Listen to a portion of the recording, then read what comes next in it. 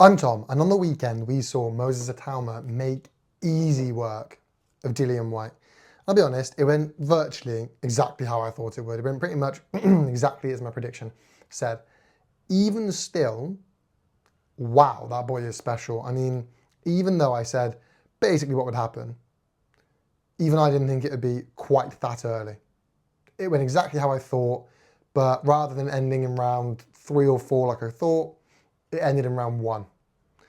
And that's wild. It just shows this boy really is something special. Now, it was perfect matchmaking. I said this in my prediction. This isn't just me playing Monday night quarterback. This is me reiterating what I said in my prediction. That was perfect matchmaking from Frank Warren.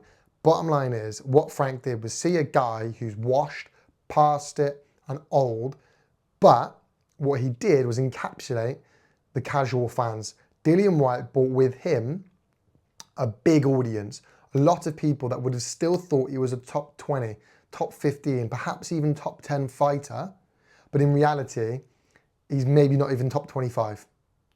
That's what he did. He brought with him a lot of people, I play rugby, people at a rugby club telling me that Itauma was going to lose, Dillian Whyte's going to win. That's what this brought, was people that knew Dillian Whyte, but perhaps weren't big boxing fans, they're more of a casual fan. And they would have picked Dillian Whyte, or at least gone and watched the fight knowing who Dillian Whyte is. Suddenly, Moses Itauma starches him in a round, I thought 3 or 4, and what he does is grab all of those Dillian Whyte fans that tune in for Dillian Whyte and take them with him. We saw it with Dubois versus AJ at Wembley.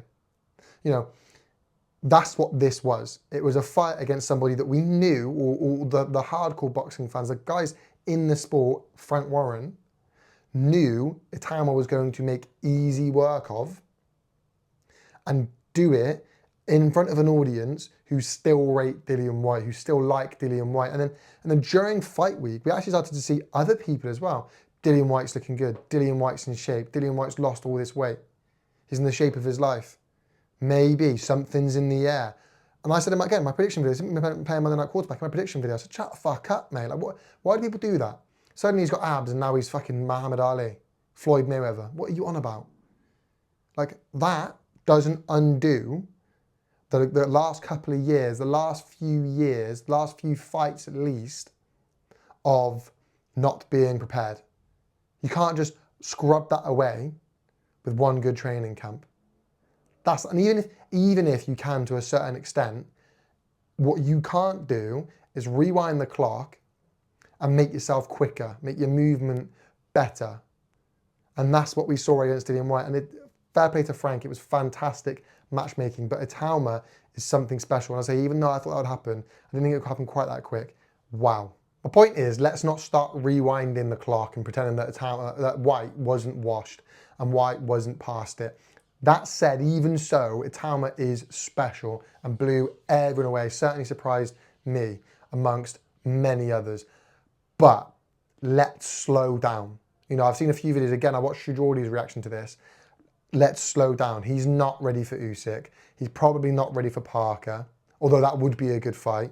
You know, Usyk beats, let's just, you know, we've got a phenom. Itauma's a phenom. That's what he is. And he's going to be incredible. But don't start diminishing what Usyk is because of what Itauma is. Itauma did that against Dillian Whyte. And no disrespect, I'm not trying to belittle it, that's fantastic. You know, Usyk nearly stopped Fury. Usyk beat AJ twice. Usyk just knocked out Daniel Dubois. Like, there are levels to this. And we saw that, you know, with Spence versus Crawford. You see that with Bivol versus Canelo. There are levels to boxing, and Usyk's up there. Let's not start pretending Itauma troubles him. I like Itauma, I really do. And in a few years, then yes. But now, no. Outside of that, you've got the rest, you know, the top 5 guys. You've got champion, the top 5 guys. You got Adric Caballal, Joseph Parker, Tyson Fury, Anthony Joshua, Daniel Dubois. I wouldn't match him with those guys. That's a close fight. I'm not saying he loses that fight. That's a close fight. He could well win that fight against any of those guys. But there's no point. He's 20 years old. Let's not chuck him in there in a genuine 50-50 fight. You might go and starch him again. But when you're in there against people that can box, people that can move, people that are faster, people that are genuinely dangerous. Dubois is dangerous. AJ, Fury, dangerous. Caballero with the body work. Itauma was fantastic, but Whyte wasn't even top 25. Don't lob him in there with a top 5 guy now. And that's, I'm trying to be respectful. Like, look, he's a phenom, he's unreal, and he could well beat those guys. That would be competitive. I'd have Itauma top 10. But when he's 20 years old, you don't need to risk it. You don't need to risk it. Don't put him in there with AJ, Fury, Dubois, who could flatline him, Parker, Caballero, who could outbox him. Just take a step back. I reckon between the top 5 to 10, that's where he goes next. Because anyone in the top 5 to 10, he can beat. He can beat top 5 to 10. He can beat the top 5 outside of Usyk. Like, I wouldn't be surprised if he beat AJ or Dubois or Parker, but I wouldn't risk it at 20 years old. You put him in the top 5 to 10, a Piccoli, a Hrgovic, a Wardley, that sort of 5 to 15 range. That's the next step up. Top 10 to 15 maybe, but top 5 to 15, FA Jagba. I'd back him to beat FA Jagba. Piccoli, probably. Hrgovic is a fantastic fight. Wardley, beat Wardley. You put him in there, the top 5 to 10 guy. My pick would be Hrgovic. Now we're going to see if he can get some rounds. Look, if he knocks Hrgovic out in a round, in 2 rounds, 3 rounds, yeah, fuck it, just put him straight in. Put him straight in there with like whoever at that point. Like, the guy's a freak. But realistically, probably going to go past 5 rounds of Hrgovic. Hrgovic has an unreal chin. Piccoli maybe not, but Piccoli's still a bit of a beast. But you whack him in there, Hrgovic. That's going 5 to 6 rounds. That's going to be a bit of a test. Hrgovic is on a roll at the moment. Hrgovic is looking good. Hrgovic is revitalised. That's a good fight. That's who I'd like to see him in there with next. I'd like to see him in there with Wardley, because they're both in the same gym, shouldn't really be happening. And I rate the kid massively, but someone like True Geordie, just you need to slow down. I've seen this happen so many times where the best thing since sliced bread comes through, you throw him in there with a real live wire. I don't mean Dillian Whyte, 37, washed up live wire. I mean a Joseph Parker, Daniel Dubois. I mean that live wire, Usyk. And he just gets, that's it. And will he, if he goes and gets sparked out by Dubois, outboxed by Usyk and potentially stopped by Usyk at 20 years old, who knows the damage that's going to make?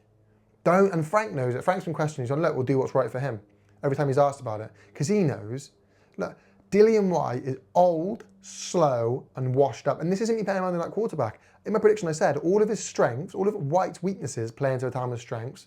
His weaknesses are his speed, for example, plays into Itauma's strengths. But all of Whyte's strengths play into Itauma's strengths. Even though Whyte's slow, he'll still come forward and try and hit you. That's going to work against Itauma, who's quick and a southpaw. His movement is ducking. Itauma is power.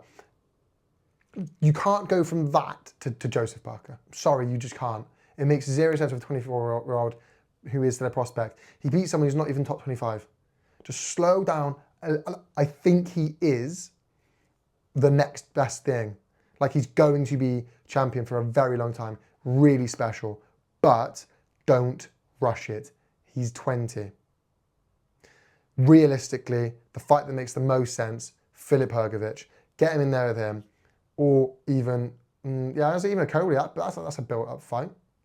It's a build-up. Wouldn't that be a build-up fight? A Coley? Anyway, people, thank you so much for watching. Make sure you like, comment, subscribe, and your thoughts of this in the comment section down below. You know how this stuff works, people. Peace.